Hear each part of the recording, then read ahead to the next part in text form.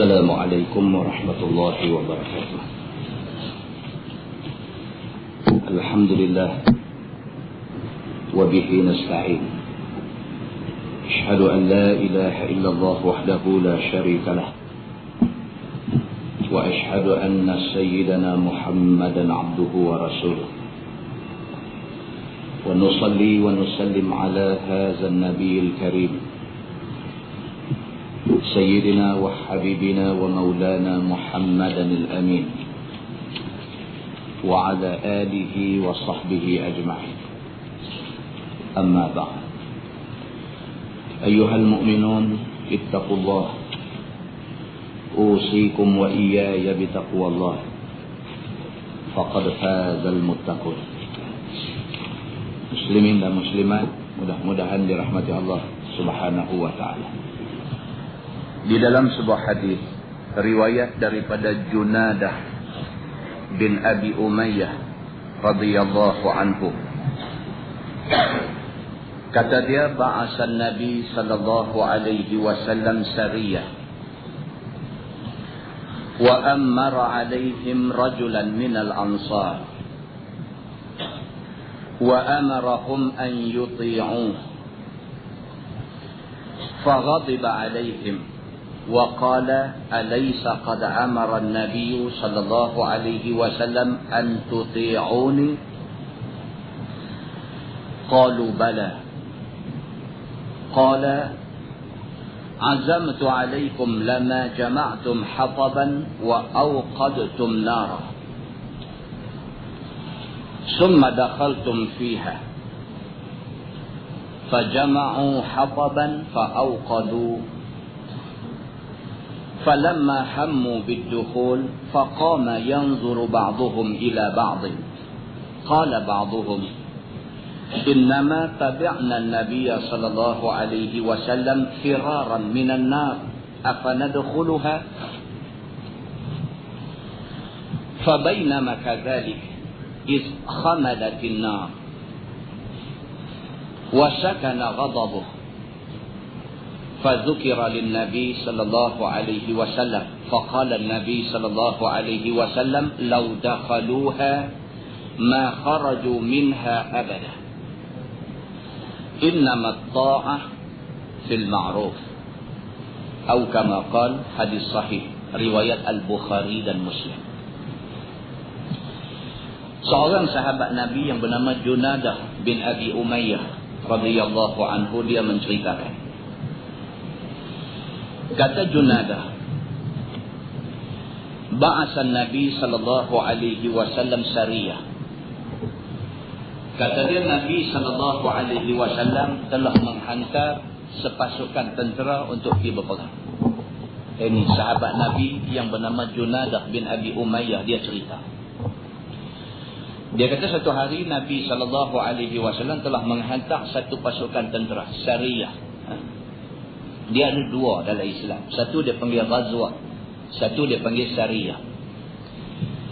Bila dia guna perkataan ghazwah, makna dia perang besar, makna dia Nabi jadi kepala. Itu dia panggil ghazwah. Ghazwatu Badrin. Misalnya ghazwah Badar, perang Badar, Nabi jadi ketua. Bila Nabi turun, Nabi pimpin tentera, maka peperangan itu dipanggil ghazwah. Bila dia sebut sariyah, makna dia perang kecil. Maknanya Nabi tak turun. Sebaliknya Nabi appoint satu orang untuk mewakili dia sebagai ketua pasukan tentera. Itu beza di antara ghazwah dengan sariyah. Junadah bin Abi Umayyah menceritakan, dia kata Nabi SAW telah mengutuskan, telah menghantar satu pasukan tentera kecil untuk pergi berperang. Wa ammara alaihim rajulan minal ansar. Nabi lantik satu orang laki-laki. Dia ni daripada golongan Ansar, orang Madinah, untuk menjadi ketua, memimpin pasukan tentera tadi. Wa amarahum an yuti'uh. Dan Nabi SAW memerintahkan mereka supaya taat kepada laki-laki ini.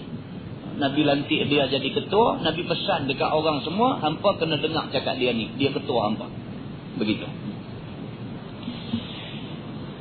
Faghadiba alaihim. Tiba-tiba masa berada di medan perang, Laki-laki ni dia naik marah kepada pasukan tentera dia.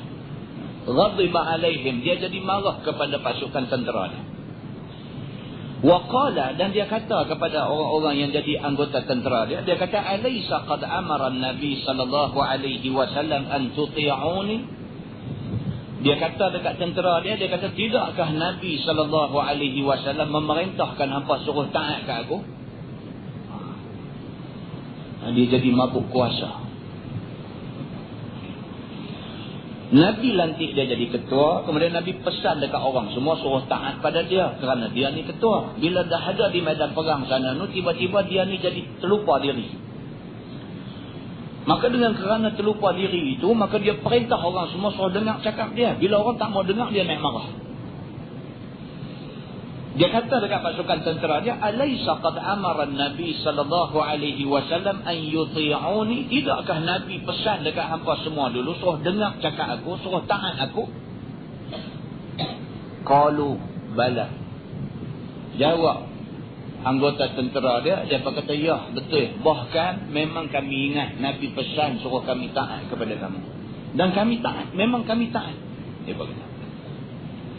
Qala, maka kata budak muda ni yang dilantik jadi ketua oleh Nabi ni, kata dia, azamtu alaikum lama jama'tum hataban wa awqadtum nara. La ni dengan arahan aku.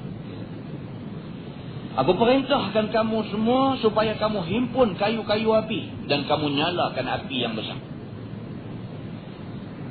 Summa dakhaltum fiha, lepas tu bila api marak menyala, hampa lompat masuk dalam api semua. Jadi sewil lagu tu.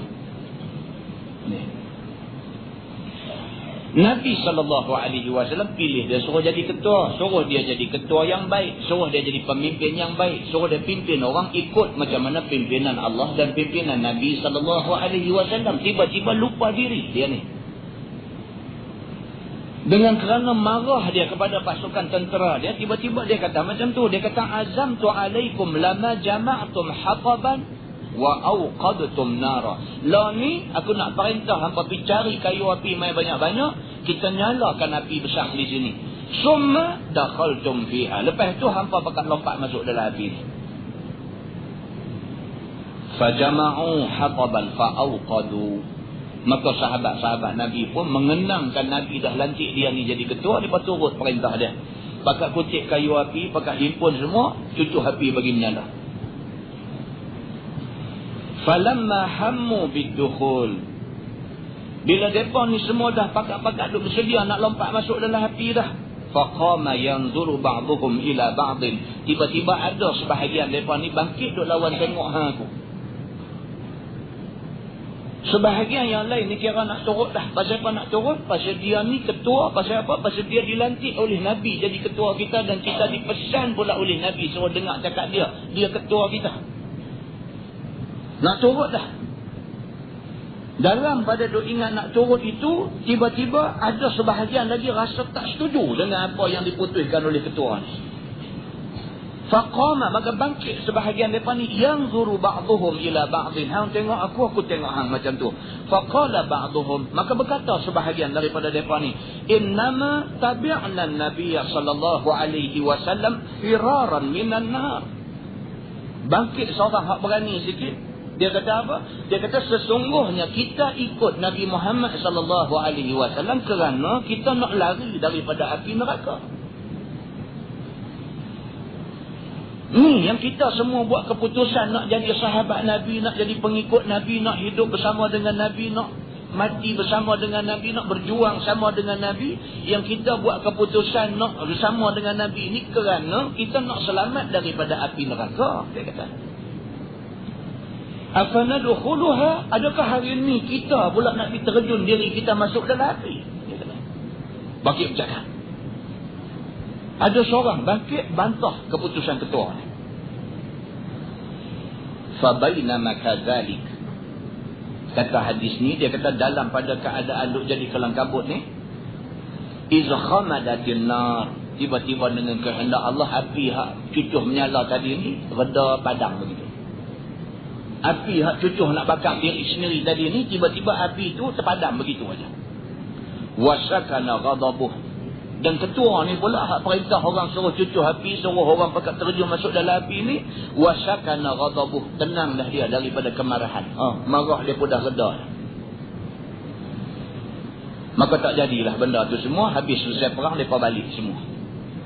Bila sampai di Madinah, fadzukira lin Nabi sallallahu alaihi wasallam. Sampai di Madinah, ada sebahagian sahabat dijumpa Nabi sallallahu alaihi wasallam dan mengadu hal ni kepada Nabi. Dia bercerita dekat Nabi, ya Rasulullah, semasa kami turun dalam medan perang tadi ni, tiba-tiba ketua kita hak Rasulullah lantik ni, dia memerintahkan kami suruh pergi cari kayu api, suruh cucuk api bagi menyala, dia suruh kami terjun masuk dalam api itu semua. Kemudian ada di kalangan kami ni yang bangkit bantah, jadi kami ni dah tak turut perintah ketua ni. Macam mana dengan kami ni? Faqala Nabi sallallahu alaihi wasallam, Nabi jawab, Nabi kata, lau dakhaluha ma kharaju minha abada.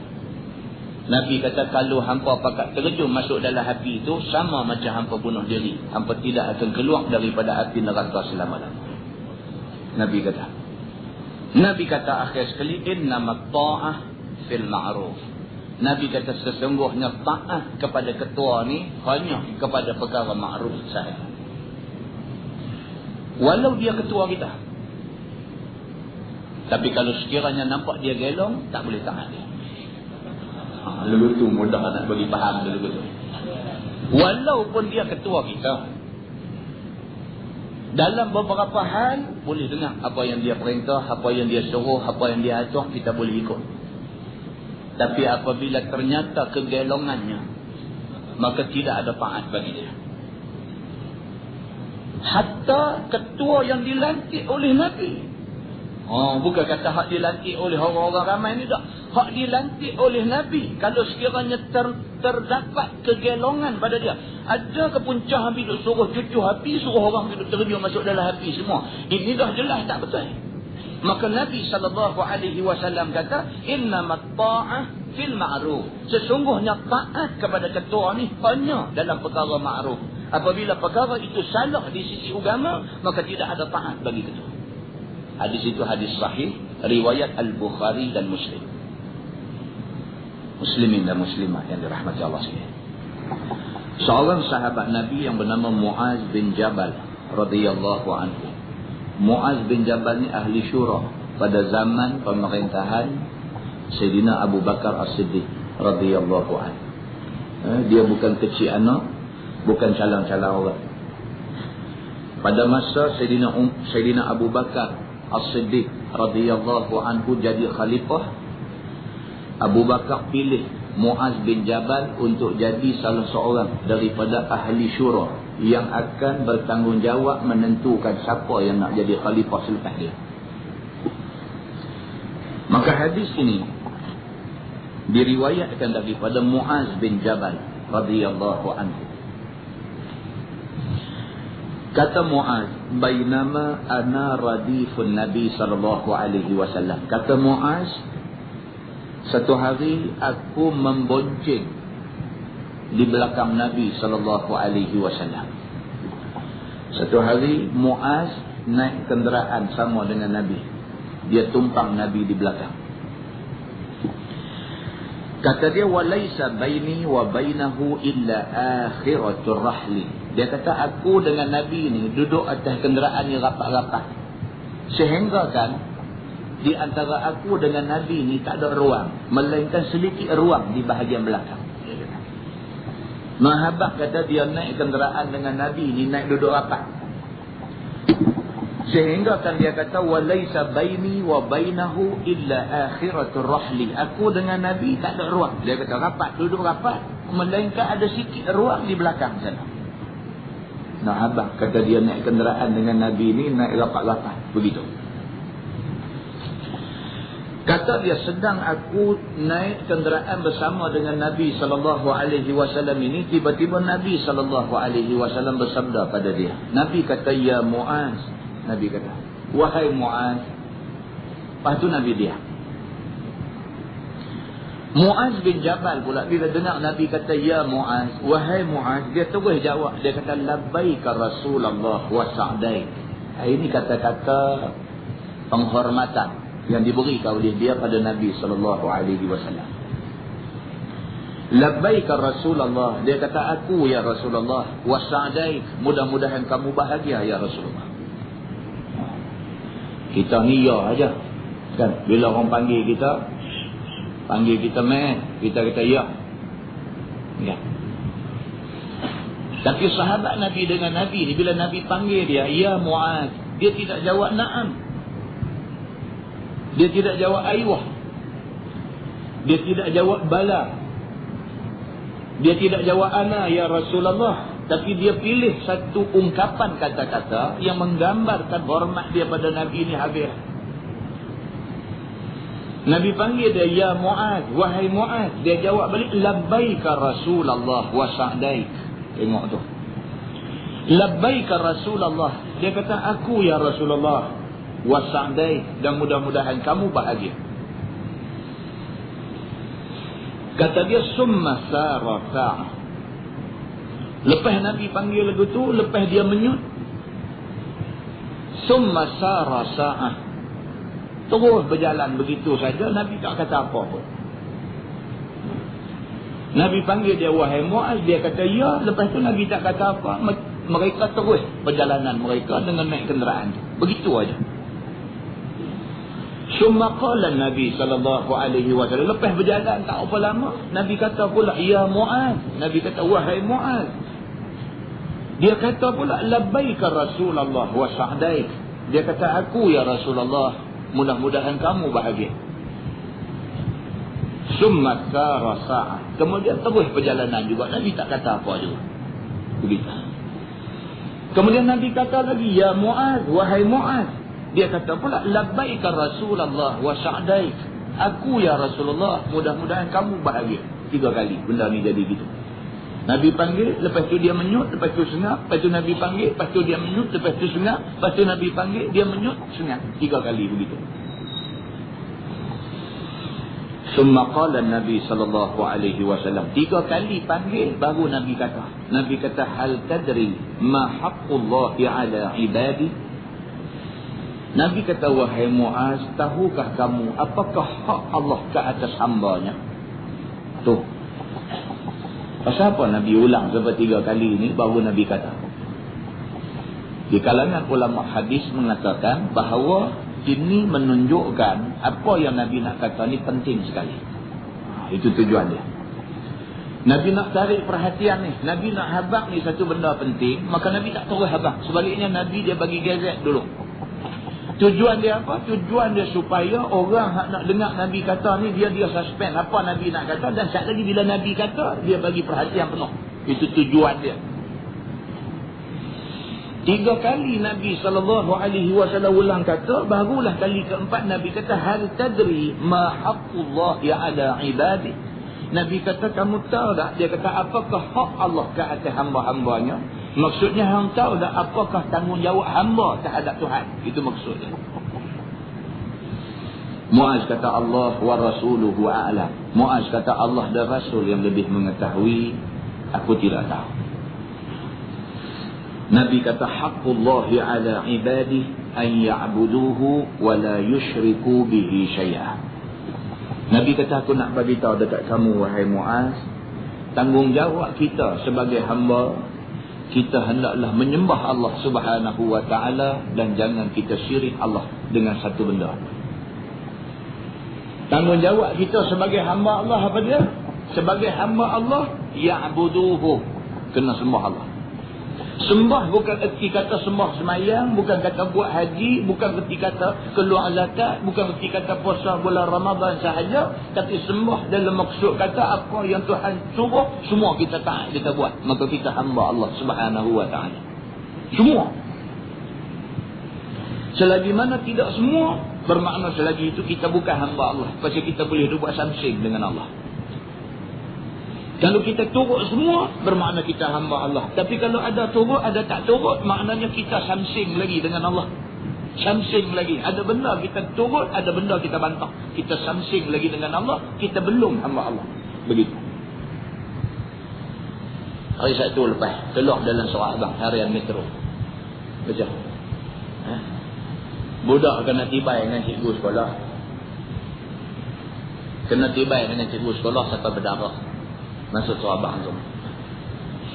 Budak tu tuang kelas semayang. Sekolah yang berkenaan buat peraturan.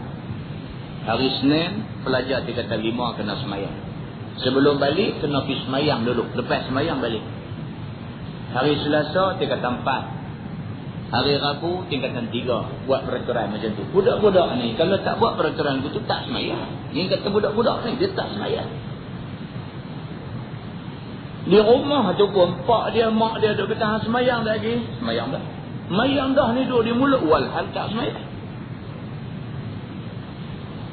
Kalau panggil gempak, betul ke semayang ni? Ni, mai ayah nak buah Quran atas kepala. Betul dah mai? Tak lagi. Pergi semayang kata. Tuhan tak semayang lagi lepas tu. Tentu ingat senang kan nak ajak anak-anak pergi semayang. Senang. Susah. Pasal apa kita kata susah? Pasal kita dulu pun nak asuh susah juga. Kita ni pun dulu nak asuh susah juga. Berapa banyak kita duduk mengecoh hantar kita dulu. Macam tu lah anak kita duduk kecoh kita dah. Dah, macam tu lah. Bukan senang tuan-tuan nak bagi jadi budak ni budak baik. Bukan senang. Nak bagi dia jadi budak yang semayang. Bukan senang. Kalau kita ada anak hak jenis jaga berat waktu semayang ni. Allahu Akbar. Sujud syukur pada Allah. Bukan senang. Dia tunjuk lebay depan kita tu, lebay tak semayang. Bukan lebay semayang, lebay tak semayang. Depan kita tu tunjuk lebay, kita kata bagus sangat dah. Cuba ambil satu hari teropong dia betul-betul. Dia semayang ke tak? Tak semayang. Demikianlah susahnya nak ajak anak suruh semayang ni. Demikianlah susahnya. Maka sekolah nak bantu kita. Sekolah ni nak tolong kita. Nak bagi anak kita ni jadi orang semayang. Maka wajibkan pelajar ni suruh semayang. Dia kata 5 semayang seminggu sekali. Wajib semayang. Tuang. Kelas semayang tu tuang. Pakat balik meneru. Tak semayang. Amarat ni banyak kali dah. Amarat ambil tindakan. Sekali ambil tindakan. Panggil hak mana yang tak ada kemarin ni. Tengok senarai nama hak main. Tak apa. Tak main semua tunggu. Rotan. Bila cikgu rotan tu dia pergi tepih dengan tangan dia. Pak kena hujung jari macam mana ke berdarah sikit. Orang lain duk kena rotan belakang tak jadi apa. Dia tu pergi tepih lagu mana. Tepak berdarah jari sikit. Berdarah jari sikit. Lari balik menyacak. Pergi tunjuk kat ayah dia dah rumah. Cikgu tibai saya sampai berdarah. Pak dia tanya pasal apa?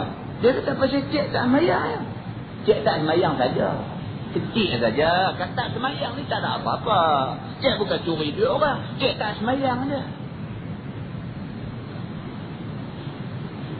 Pak langgak mai di sekolah. Pak tanya lah. Pak tanya. Mana dia cikgu tibai anak saya tu? Saya bukan ada apa. Saya nak abang aja hutang darah, bayar darah. Tuan-tuan, ibu bapa. Ni yang kata ibu bapa. Saya nak abang yang tu saja. Bukan ada saya nak buat apa. Saya cuma nak abang hutang darah, bayar darah. Anak saya terbit darah. Cikgu tu pun saya mau darah dia. Tak cukup tu. Tambah sikit lagi. Ni, batik saya ni lama dah tak makan perut orang. Oi, awak pergi bercakap lagu tu. Orang nak tolong bagi elok anak kita. Bukan orang nak bunuh anak kita. Orang nak tolong bagi elok anak kita. Ya kita pergi buat lagu tu pasal apa? Tuan-tuan, inilah ceritanya. Dalam masyarakat inilah ceritanya. Bukan kata sampai patah jari, kata sampai patah tangan, kata ataupun sampai masuk hospital ICU, kata oksigen tu masuk ke mulut menyawa ikan wang. Cikgu pergi balun sampai lagu tu. Kotlah satu pasal. Nanti tanya dia, cikgu 3 suku kaya pergi pukul anak saya sampai jadi lagu ni. Cikgu duk pukul ni banyak orang. Cuma anak hang pergi gitu pasal dia ni nak tunjuk hero, pergi tepih dengan tangan dia. Dan pun tak jadi apa-apa. Berdarah sikit tu aja. Dia biasa berdarah lebih daripada tu. Jatuh basikal berdarah lebih daripada tu. Pula kena pukul pasal apa? Pasal tak semayang. Salah tak pukul? Nabi suruh. Nabi kata, وَضْرِبُوهُمْ. Pukul mereka ni. وَهُمْ أَبْنَ 10 سِنِينَ. Apabila mereka ni merupakan anak-anak yang berumur 10 tahun. Balun mereka kalau mereka tak semayang. Balun bukan bagi mati. Balun nak ajar. Masuk sahabat muka depan. Muslimin dan muslimat yang dirahmati Allah sekalian. Ini masalah yang terjadi. Allah Subhanahu wa taala sebut dalam surah Al-An'am tadi ni, Allah kata manusia ni dia tak lagi takut. Selagi mana benda tu tak mai depan mata dia, dia tak tahu takut. Bila dia nak takut? walau tara idh wuqifu 'alan nar. Apabila dia diberdirikan di depan api neraka, waktu itu dia takut. Tonton tengok pengkebumian Raja Poleh.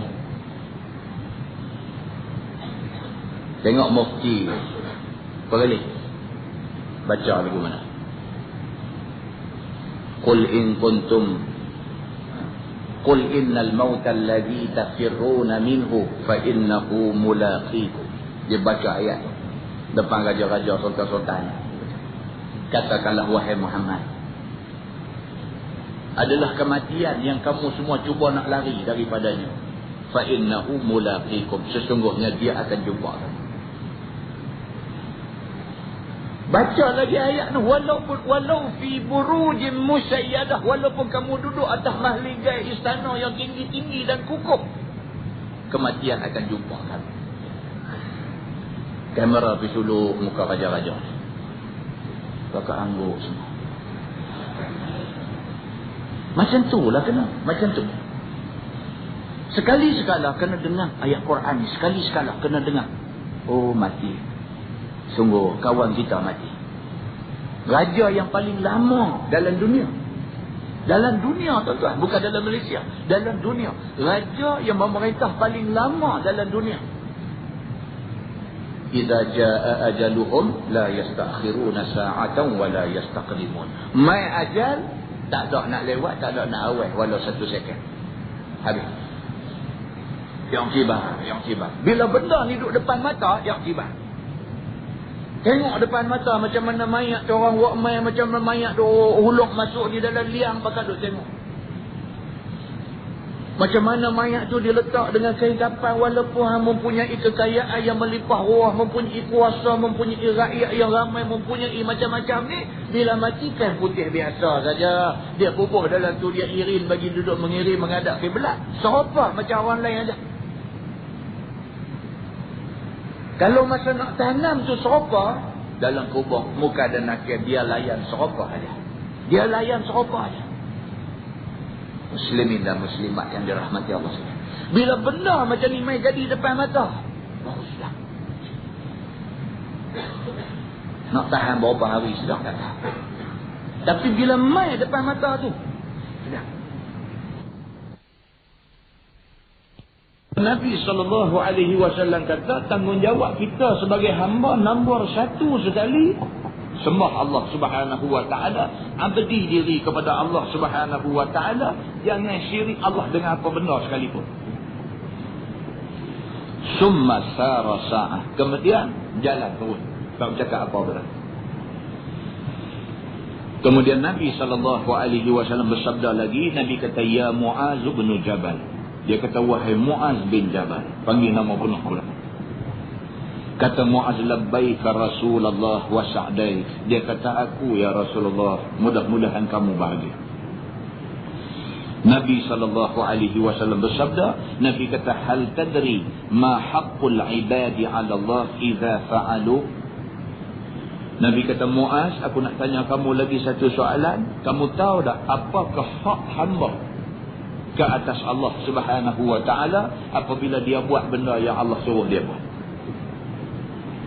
Nabi tanya Mu'az, wahai Mu'az, hang tahu tak apabila Allah suruh manusia ni menyembah dia, bila Allah suruh kita ni jaga diri jangan syirik dengan dia, dan kita buat apa yang Tuhan suruh, kita pastikan kita jadi abdi dia, dan kita pastikan kita tidak syirik Allah dengan satu benda pun. Bila kita buat benda ni, apakah yang Allah nak bagi kat kita? Kamu tahu tak?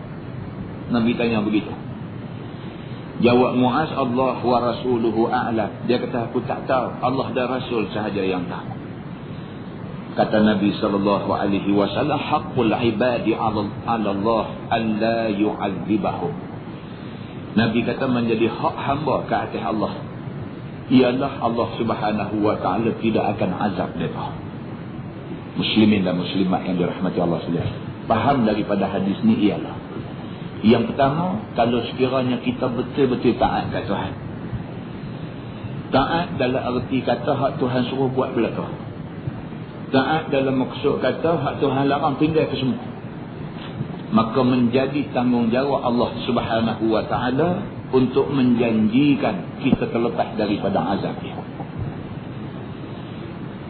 Kalau kita perhati hadis ni, kita akan dapat satu faham yang mendalam, iaitu tuntutan supaya memastikan diri kita menjadi hamba Allah Subhanahu wa taala. Ini adalah tuntutan besar, dan orang yang boleh menunaikan tuntutan ini, dia bakal mendapat janji besar daripada Allah Subhanahu wa taala.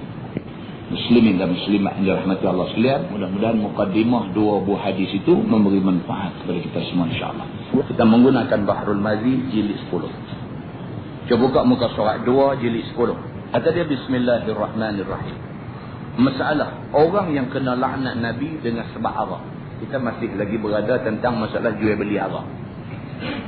Orang yang kena laknat Nabi dengan sebab arak, ketahuilah saudaraku, arak itu daripada ibu segala kejahatan. Tuan-tuan, berapa kali dah kita duk terang benda ni. Dan setiap kali kita duk terang itulah, maka setiap kali itulah juga lesen arak dikeluarkan. Itu hakikatnya. Di masjid, di surau duk bagi tahu kata arak ini ibu segala kejahatan. Di masjid, di surau duk bagi tahu bahawa orang yang minum arak dan mengekalkan tabiat minum arak sampai mati, dia tidak akan mencium bau syurga.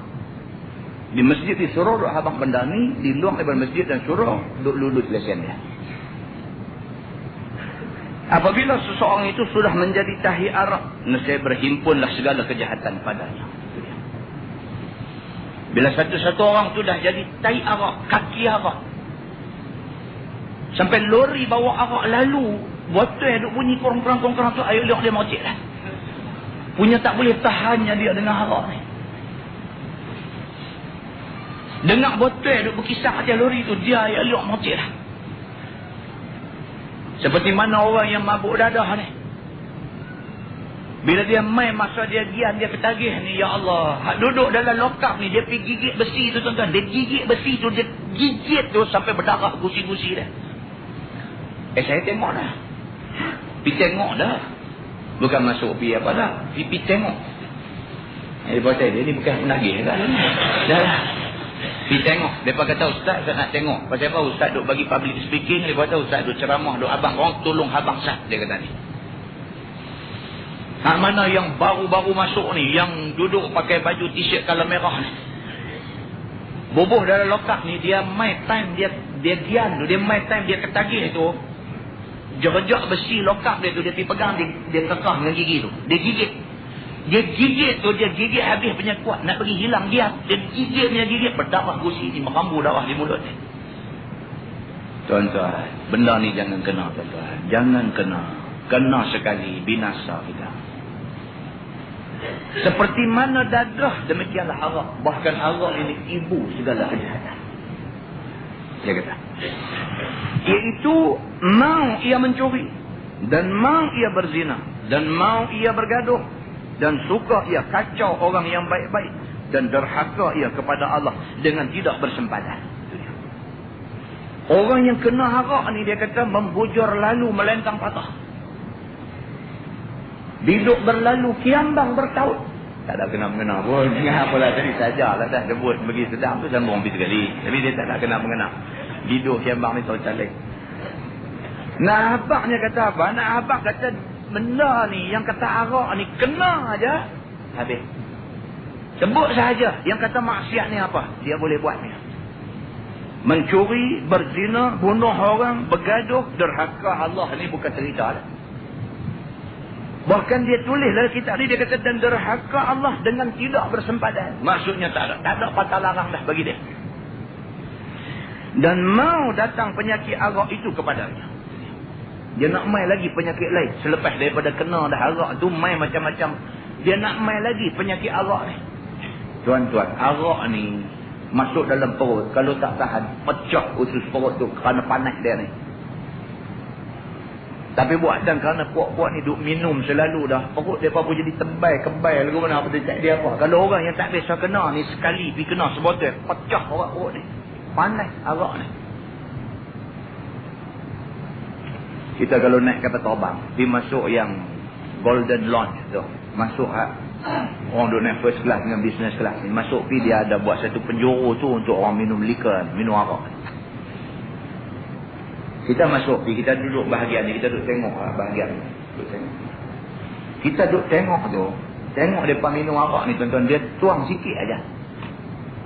Dia tuang ni Allah, dah kot secancar besar kot, sikit aja. Lepas tu dia mineral bagi-bagi penuh gelas. Apa?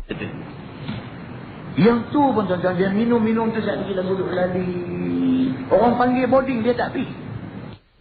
Orang panggil dah, boarding dah, kapal terbang dia nak naik tu, dah nak naik, dah nak terbang dia ada duduk balik lagi. Sampai pramugari kena main habak ke dia, sir, excuse me sir, it's now time for you for boarding. Dia pun dengar boarding mengkik galah habis pergi betul je. Baru kena cancap besar tuan-tuan. Tuan-tuan boleh bayang kalau kena sebocor. Saya ingat dia pakai terbang kat dalam bilik tu saja, dia tak pergi ke mana dah dia. Tuan-tuan, buruk tuan-tuan yang kata arak ni buruk. Cerita dia cukup buruk. Dengan kerana itu dilaknat oleh Nabi SAW akan orang yang bertali mali dengan arak itu. Sebagaimana hadis yang dikeluarkan oleh Imam At-Tirmidzi. Maksudnya diriwayatkan daripada seorang sahabat Nabi SAW. Lagi khadamnya yang banyak ingat hadis Nabi SAW. Namanya Anas bin Malik radhiyallahu anhu. Tengok tuan-tuan, bila kita jumpa nama Anas bin Malik, dia nanti terjemah macam tu. Dia nanti kata, seorang sahabat Nabi yang juga khadam Nabi. Yang banyak ingat hadis Nabi. Anas bin Malik.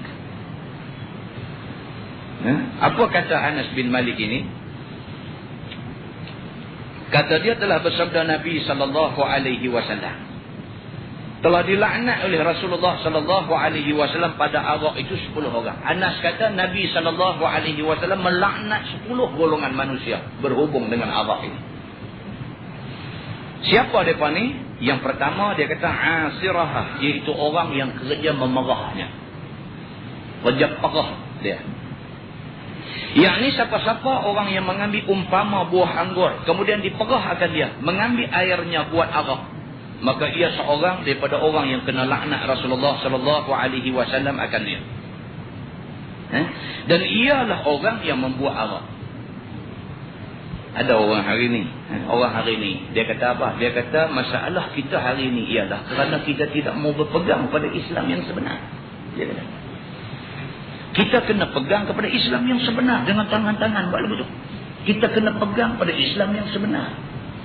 Masalah kita hari ini ialah bila kita baca ayat Quran, bila kita baca hadis Nabi, kita tokok tambah.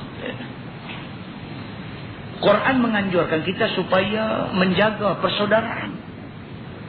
Tapi ada orang pula piduk tambah. Dia kata kita kena jaga persaudaraan, tapi kalau orang macam ni kita tak boleh bersaudara. Tu tambahlah tu dia kata.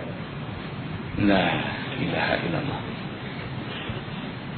Dia tak tahu ayat Quran dengan hadis Nabi ni saling lengkap melengkapi di antara satu sama lain. Betul dalam Quran dia kata wa'tasimu bihablillahi jami'an wa la tafarraqu. Berpegang teguhlah kamu dengan tali Allah semua sekali, jangan pecah belah. Betul. Tapi dalam hadis Nabi ni berapa banyak hadis Nabi mai habaq kat kita kalau orang macam ni hang kena buat macam ni. Ada huraian dia tak pergi baca dah huraian tu, dia pakai pegang serat saja. Muslimin dan muslimat yang dirahmati Allah sekalian. Dia baca pula hadis malam ni dia kata siapa orang yang akan kena laknat dengan Allah ni? Asirah, orang yang memerahnya. Dia kata dah arak ada zaman kita lah ni bukan perah daripada anggur, dia kata. Arak ada lah ni jenis lain macam itu sebab apa dia kata. Dia baca habis ni apa Syekh Marbawi kata. Dia kata maka tidak tertentu membuat arak itu dengan perah buah anggur sahaja. Yang ni bagi orang yang berkenaan tadi, dia kata apa? Dia kata yang ni tokok tambah dia. Ni Syekh Idris Al-Marbawi lah ni dia nak hurai. Dia kata maka tidak tertentulah membuat arak itu dengan perah anggur sahaja. Sebaliknya dia kata sesiapa jua yang membuat arak daripada apa benda jua yang cair ataupun yang beku, maka ialah yang kena laknat Nabi SAW. Tak semesti arak. Apapun benda kalau sekiranya makan menjadi mabuk, maka itu diumpamakan macam arak. Pasal apa? Pasal Nabi kata kullu khamrin muskir. Nabi kata wa kullu muskirin haram. Nabi kata setiap yang dikatakan khamar, arak itu muskir, dia memabukkan. Wa kullu muskirin, dan setiap benda yang memabukkan itu haram. Nabi kata haram. Tak semestinya perahan anggur itu haram. Setiap benda yang memabukkan itu. Kalau sekiranya anggur, dia dibuat daripada benda. Ini bukan salah tafsir apa yang Nabi kata. Tetapi itulah sebenarnya yang Nabi nak kata. Dan Syekh Idris Al-Marbawi malam ni dia memperjelaskan kepada kita tentang benda ni. Dia kata maka tidaklah tertentu kepada orang yang membuat arak daripada buah anggur jua yang kena laknat. Adapun jikalau memerah sesuatu kerana buat cuka, maka iaitu tidak masuk ia di dalam laknat. Tapi kalau perah benda tu nak buat cuka, minum memang tak mabuk, cuma dia jadi masam cuka saja, itu tidak salah. Tapi kalau minum mabuk, itu salah. Tapi kalau arak pula minum tak mabuk, salah juga. Pasal apa? Pasal dia arak. Ada juga kawan kona juga. Orang tu pun kona juga. Nama kata hukum agama ni kira mua Cina kona saja. Muslimin dan muslimat yang dirahmati Allah. Itu golongan pertama. Maksudnya apa? Maksudnya siapa juga yang terlibat dengan proses buat arak, maka dia kena laknat Nabi SAW. Begitu. Yang keduanya, wa mu'tasirah.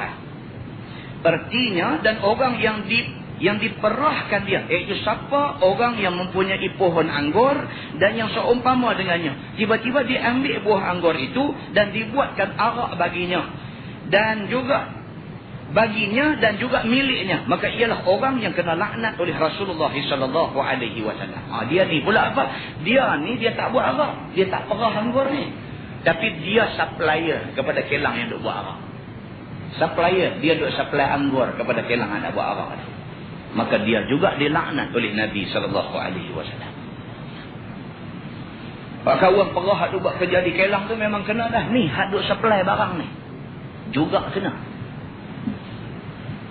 Itu sebab minggu hari itu kita buat contoh tentang Cina nak sambut Cap Gomez, nak buat semayang tebu dan sebagainya. Kalau kita duk tanam tebu, kita pijak ke Cina ni, sedangkan kita tahu dia nak guna pokok tebu tu untuk buat semayang dia, maka kita juga bersubahat. Itu wujud unsur-unsur keredaan kita pada agama dia.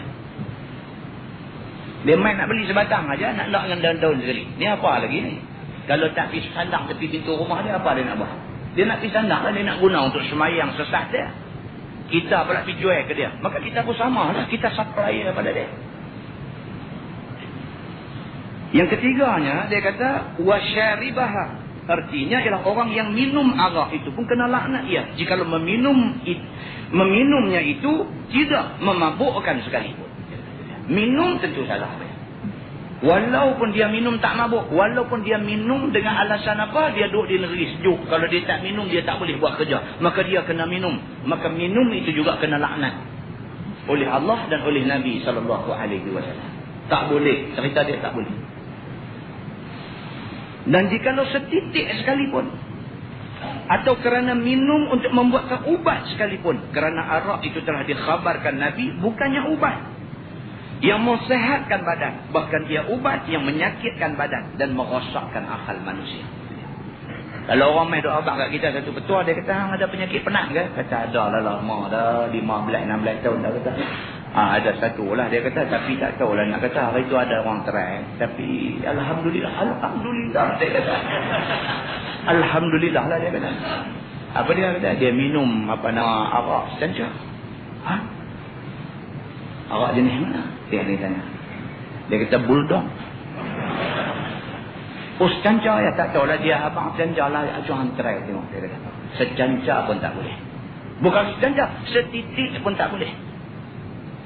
Walaupun orang main abang ubat, tapi Nabi SAW dah bagi tahu arak sekali-kali tidak akan jadi ubat. Sebaliknya arak hanya akan menjadi satu benda yang memudaratkan kita. Nak jawab kata tak tahu, ya Allah, bolehkah jawab macam tu? Dalam keadaan lah ni, pengajian agama ni merata tempat, tuan-tuan, merata tempat. Dalam radio ada, kitab-kitab ada banyak, kaset ada banyak, keluar video pula lagi. Orang jauh ni tuan-tuan, telefon main minta Ustaz Samsuri ni dia punya kaset, gambar pun tak ada dia boleh. Pengen juga ada nak tengok dia rupa macam mana, hero bunga kan. Apa? Keset oleh semua gambar besar dia dari depan dia ni lagu dia sembunyi pula. Sama nak tunjuk muka. Kita kata tak salah gambar-gambar tu lah. Kita ni apa ada, rupa pun tak ada. Tak ada kita kata sama nak tak. Kolong lagu biasa kita. Telefon mai pula. Ni buatlah VCD apa? VCD, video CD buatlah satu. Kalau tak mau nak buat gambar di kulit kaset pun buat keluar mai lah sikit muka dia tu nak tengok. Orang jauh-jauh tu. Nak tengok orang tua ke? Orang muda ke? Ataupun nak kata muda pun tak, nak kata tua pun tak ke? Ataupun dia ni antara muda dengan tua ke? Macam mana orang teringin nak tengok Astora Jabah? Macam tu lah juga nak tengok. Dia kata dia ni lagu mana, orang tua ke, orang muda ke? Tak mana dia ni tengok duk tulis kasar sangat dalam surah Al-Baqarah kan. Teringin nak tengok. Terai, kita pun terai buat VCD, terai tengok. Pakai bedak tak menang malam tu. Gambar pula tahu pandai cantik tu kan. Gambar tahu pandai cantik tu. Kita baru, kita tak ada teknologi tu lagi pelan-pelan kita tengok macam mana. Kan? Tuan-tuan, dalam kuliah kita ni tuan-tuan, dia macam-macam duduk lah ni depan kita ni macam-macam. Ada depan kita ni macam-macam. Ada salah seorang yang dia ikut kuliah kita itu ni, dia ni kerja jadi apa? Chef, tukang masak di hotel. Jadi dulu dia duk kerja di hotel apa nama 5 star di Kuala Lumpur. Tak macam manakah dia pun merasa macam manakah hidayah Allah mai kat dia. Dia tak mau kerja dah, dia berhenti. Dia keluar daripada KL, dia main kerja di Sungai Tani.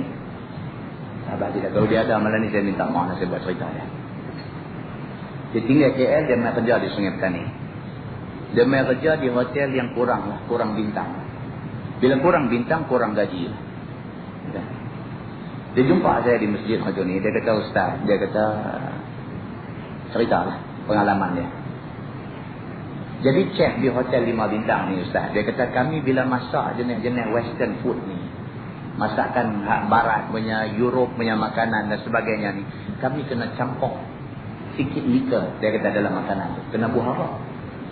Pasal apa? Pasal dia ni ustaz, dia kata dia ni dia punya taste tu, dia punya rasa tu, bila orang kenal lagu orang nak main lagi.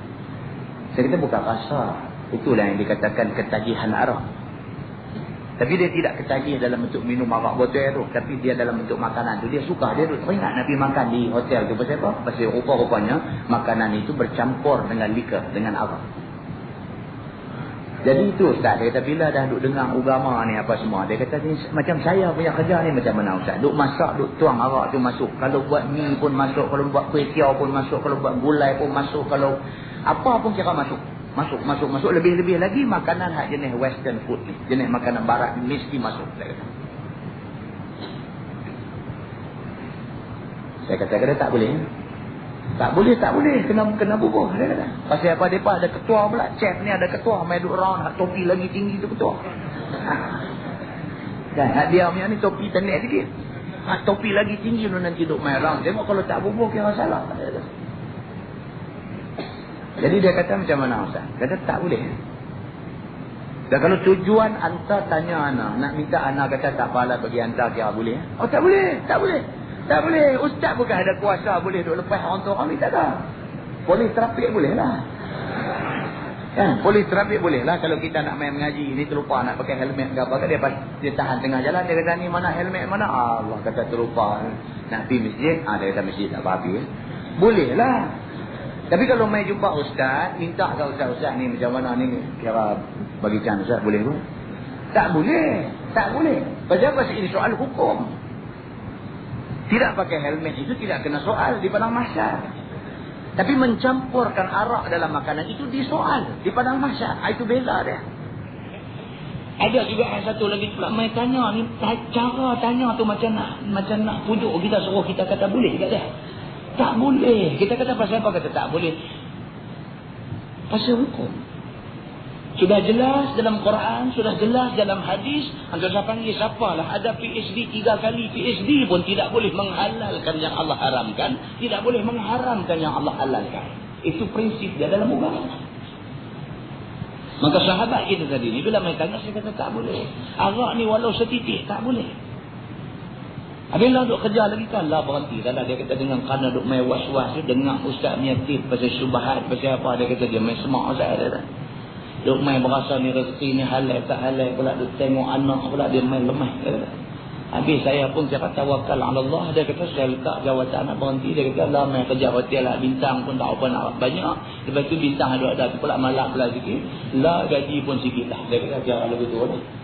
Habis itu saya kata menyesal kah? Dia kata tak menyesal. Bahkan saya rasa tenang lah ni. Dia kata. Saya kata dia jalan tak silap. Jalan tu kira tak silap. Dan alhamdulillah dia kata lah ni boleh duk ikut kuliah, boleh duk mengaji, boleh duk rasa okey lah. Dia kata saya rasa saya pun tak menyesal. Alhamdulillah. Muslimin dan muslimat yang dirahmati Allah SWT. Jadi orang yang jadi supplier ataupun jadi provider, dia duk provide dekat orang untuk orang guna bahan dia ni untuk buat arak dan sebagainya, maka dia juga kena laknat Nabi SAW dan juga orang yang meminumnya.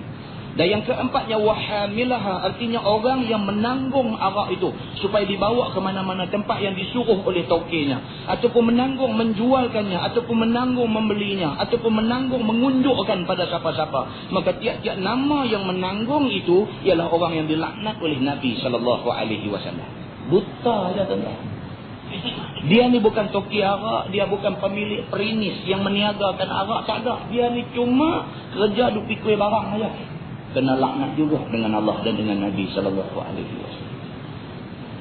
Tolong pikul aja. Bila lori sampai di Kelang, dia tolong buah hati bau, bawa pergi masuk dalam stor.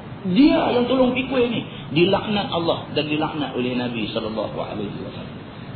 Tuan-tuan, kalau nak kira cara dunia, kita kata tokir kena laknat pun padan lah. Dia dapat berapa puluh ribu sebulan. Syekh ni kena laknat, dah boleh gaji 400-500 sebulan. Kena laknat pula lagi.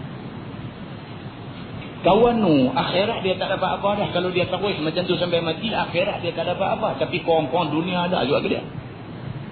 Ni kita habis duk kerja pikul di dunia pun tak boleh apa, akhirat pula lagi susah kita ni. Macam mana cara nak selesai benda ni kita? Macam mana cara? Cara dia mau kerajaan reti Islam. Dia cakap abang, cara lain, buang masa. Kalau sekiranya pihak yang memerintah itu reti Islam, tutup semua kena arak, tak ada kawah duk pikul arak, tak ada. Tokir pun tak ada, kawah perah pun tak ada, kawah pikul pun tak ada. Yang ada ialah keberkatan dalam negara. Itu dia. Yang kelima, dia kata. Wal mahmulata ilaih, artinya yang ditanggungkan kepadanya, iaitu orang yang dibawakan arak kepadanya, dapat daripada pemberian orang ataupun dengan beli ataupun dengan lainnya, maka ia pun masuk di dalam kena laknat Nabi SAW juga. Yang ni tuan punya tempat yang dihantar arak. Tuan punya tempat, bukan tokir dah. Dia tuan punya tempat. Dia ada satu bangunan kedai, dia beli, kemudian dia sewakan kepada tokir arak untuk buat stor simpan arak. Kena juga laknat dengan Allah, laknat dengan Nabi SAW. Dia cuma menyediakan tempat aja untuk orang letak tu. Dia kata saya tak tahu Ustaz. Dia kata saya tak tahu. Saya dia main abang kata saya nak sewa kedai. Saya pegang yang tu, saya tak tahu kedai tu dia nak buat apa. Takkanlah lepas tu dia sewa, dia simpan botol tu orang tak tahu juga. Mula betul lah kata hang tak tahu. Lepas tu dah dia main susun botol dalam kedai tu, takkan hang boleh duk buat-buat tak tahu. Ada orang macam ni. Ramai, jawab ramai. Ramai tu ada macam ni. Muslimin dan muslimat yang dirahmati Allah sekalian. Yang keenamnya wasaqiyah, artinya dan orang yang memberi minum arak, yakni tukang angkat hidangan arak dalam rumah ataupun dalam kedai, dan juga kuli-kuli dan orang gaji yang jadi kerja mengangkat memberi minum arak, maka semuanya itu kena laknat Nabi SAW. Anak kita pergi jadi pramugari atas kapal terbang. Orang yang naik kapal terbang minta arak. Dialah yang jadi ni. Yang Nabi kata wasaqiyah. Dialah yang kerja duk buat talam, dibagi arak untuk kau untuk minum. Dia kena laknat Allah Subhanahu wa taala. Muslimin dan muslimat yang dirahmati Allah sekalian. Yang ketujuhnya wabai'aha, artinya dan orang yang menjualnya, yakni seperti tukang jual ataupun kuli penjajah yang maksus di mana-mana ataupun duduk bertentu tempat kedai dan rumah dan yang seumpama dengan semuanya kena laknat Allah Subhanahu wa taala. Ni kawah ada jual. Bai'aha maksud orang jual. Tak kira ada jual di mana. Sama ada dia buka restoran ke, ataupun dia buka satu pusat hiburan ke, ataupun dia buka apa nama gerai tepi jalan ke, ataupun dia jenis jajar kayu basikal jual arak ke apa ke, jual, maka dia dilaknat oleh Allah dan dilaknat oleh Nabi sallallahu alaihi wasallam. Yang ke-8nya wa akila samaniha, dan juga orang yang memakan harganya, seperti orang yang sama-sama makan dengan orang yang tai arak itu, dan seperti orang yang mengambil pemberiannya, dan seperti anak isterinya dan taulannya dan sekalian yang mengambil wang duit harga arak daripada yang dijual arak itu. Sama juga. Orang yang jual, orang yang boleh duit, dia makan komisen.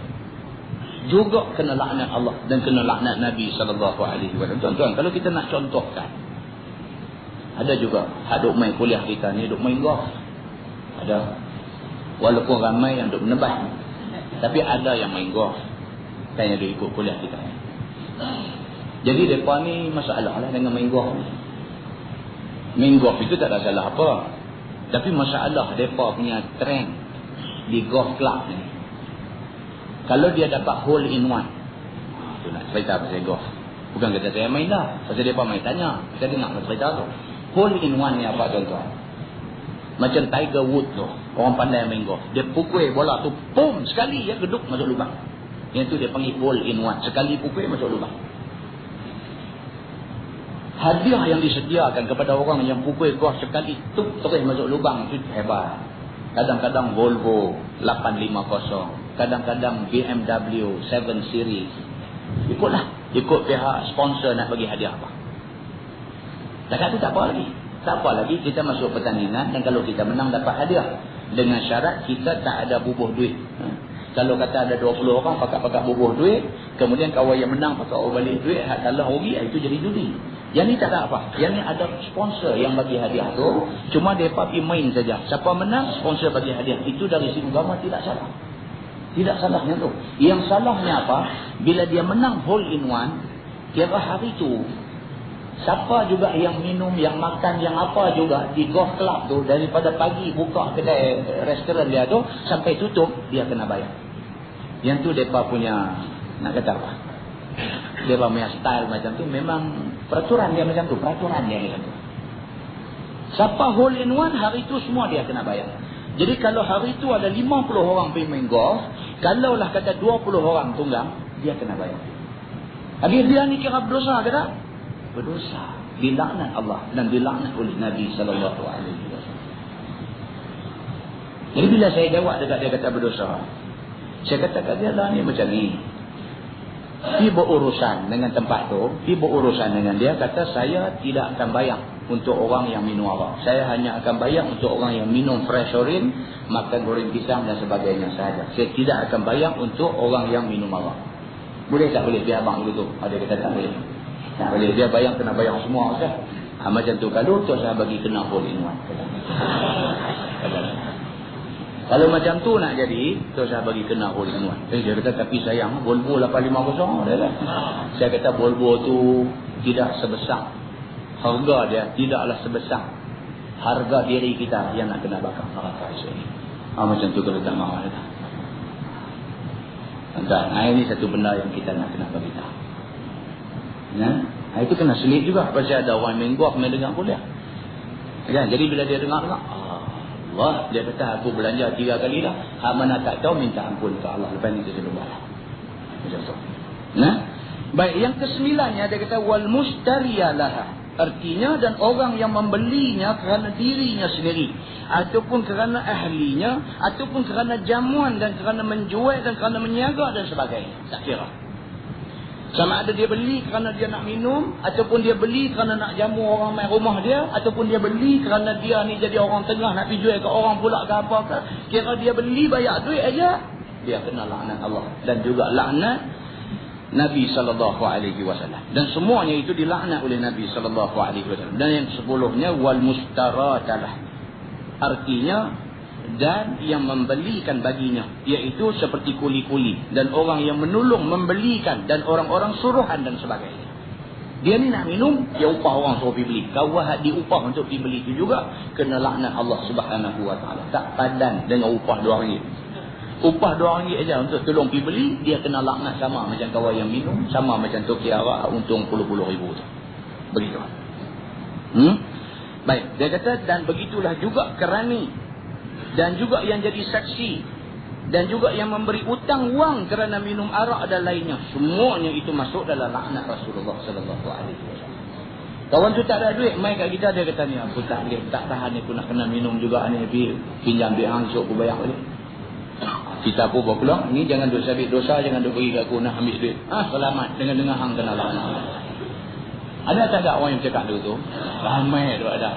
Ada dia macam tu ada ramai. Dia kata kat kawan dia kata apa lah ni aku suruh hang buat. Kalau berdosa aku tanggung. Dia kata. Macam ni pun ramai. Macam ni pun ramai. Kalau berdosa aku tanggung. Oh, dia ingat dia boleh pergi tanggung dosa orang. Hak dia tu pun sampai tak boleh nak kat kepala dah punya duk tanggung, dia nak pergi tanggung dosa orang. Agama tak ada style macam ni, tak ada. Agama ni tak ada boleh dengan sab-sab kontrak ni, tak ada. Sendiri buat, sendiri tanggung. Dia kira macam tu. Muslimin dan muslimat yang dirahmati Allah sekalian. Inilah 10 orang yang dilaknat oleh Nabi SAW. Seperti yang disebut oleh Nabi SAW akan Allah Ta'ala laknatkan dan jauhkan dari rahmat Allah Subhanahu Wa Ta'ala sama sekali. Jadi, Nabi kata bukan saja dia laknat, bahkan Allah Subhanahu Wa Ta'ala laknat orang ini, bahkan Allah janji bahawa orang ini akan dijauhkan daripada rahmat Allah Subhanahu Wa Ta'ala. Wallahu a'lam. Lepas ini kita masuk bab ma jaa fi ihtilabil mawashi bighairi iznil arbab. Iaitu bab yang menceritakan tentang perah susu menatang hidup yang ada tuan dia tapi tidak minta izin tuan dia. Lembu ada susu banyak lalu ke depan rumah kita lagu duduk tahan dia, perah buang bubur, buang satu kolek kat kita, dari tu hang selamat jalan pergi lembu. Nasib hang lintas depan rumah tu. Boleh tak boleh kita buat kerja lagu tu? Kan? Pasal apa tuan-tuan? Benda-benda macam ni dia bagi tahu dekat kita pasal banyak duk jadi. Dan masyarakat kampung ni kira Allah tak tahu nak apa. Tak tahu nak apa. Sambil lalu ambil buah orang macam tu. Kan? Dia tak tahu dia jadi macam mana.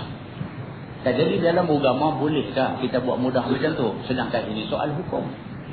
Yang baik itu daripada Allah, yang tak baik itu silap. Setangguhnya ada kafarah dan suratul Asr. Allahumma salli ala Muhammadin fil awwalin wal akhirin wa sallim wa radiyallahu tabaraka wa ta'ala an sadatina ashabi sayyidina Rasulillah ajma'in. Bismillahirrahmanirrahim. Radina billahi rabban وبالإسلام دينا وبمحمد نبيا ورسولا اللهم افتح علينا فتوح العارفين وارزقنا فهم النبيين بجاه خاتم المرسلين اللهم فقهنا في الدين